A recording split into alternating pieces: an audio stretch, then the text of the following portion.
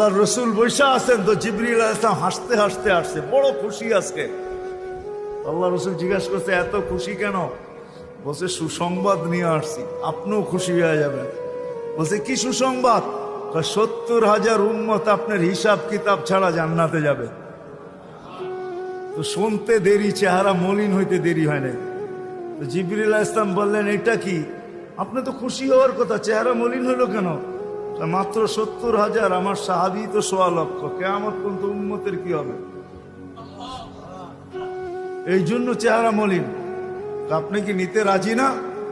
নিতে রাজি না এই কথা বলতেছি না, কিন্তু ভাবতে হবে এটা বলতে পারি। ভাইবা দেখি নিব কি নিব না। তো পাশে ওমর রাদিয়াল্লাহু তাআলা আনহু বসা, বলছে ওমর নিব 70,000, বিনা হিসাব কিতাবে জান্নাতে যাবে। যেমন উস্তাদ তেমনই তো ছাত্র হয়, পীর যেমন মুরিদও তো এমনই হয়, ঠিক না? হ্যাঁ, কি বলেন? সঙ্গী ভালো হলে আমিও ভালো হব, এটাই তো সত্য। নাহলে কোরআন কেন বলবে কুনু মা'আস সাদিকিন?